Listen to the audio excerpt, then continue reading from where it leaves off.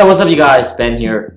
When I first bought my first ever mechanical timepiece, the Seiko 5 Diver, I was ecstatic when I received it in the mail. Until I opened the box and I realized that I had no idea on how to resize the bracelet because I was a total newbie. I looked up tutorial videos on YouTube only to realize that I didn't have the proper toolkits necessary to resize the watch. Well, instead of waiting to get the toolkits first before resizing the watch, out of impatience, I resized the watch with a pin needle and I ended up getting a couple scratches on the bracelet. After this fiasco, I did go ahead and purchase a basic watch resizing toolkit.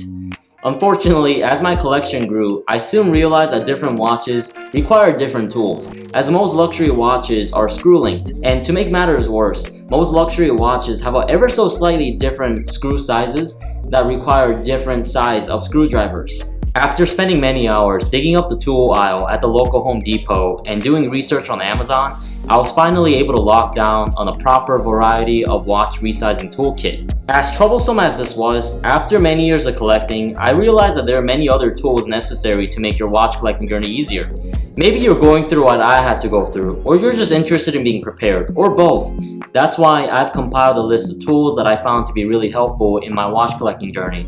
And hopefully this list will serve to protect you from all the headaches that I had to endure. But before we get started, let's do a quick wristwatch check.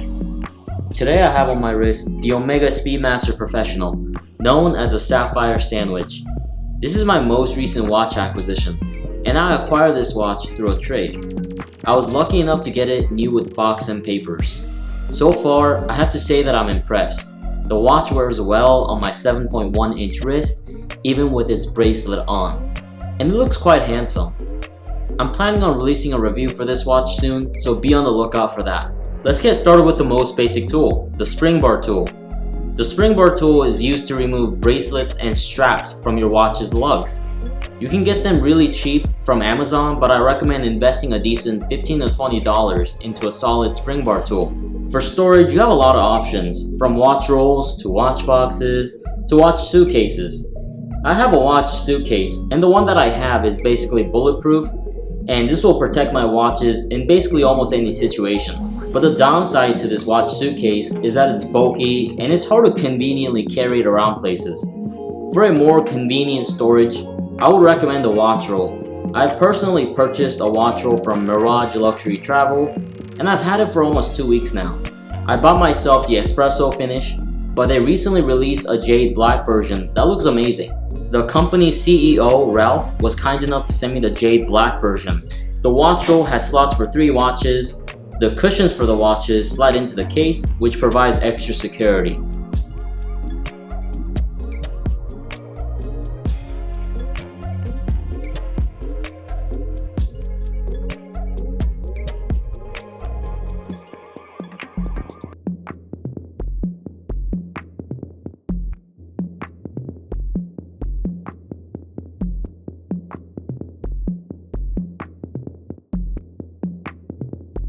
If you're planning on traveling, this watch roll will serve as a great companion that will gently look after your watches. This particular watch roll also fits better in a safe compared to watch boxes, so it's great for that purpose as well. So far, I have to say that I'm impressed. For around $50, there really aren't any other alternatives that can compete with this product. Of course, it's not going to have a nice of a quality as compared to a watch roll that costs $500 for example. But for its price, this Mirage watch roll feels soft and luxurious.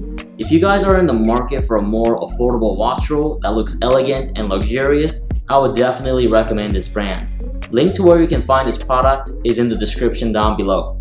If you have a watch with an acrylic crystal such as plexiglass or hezolite crystal, Polywatch is basically an essential. The main problem with acrylic crystals is that they get scratched much more easily than sapphire glass.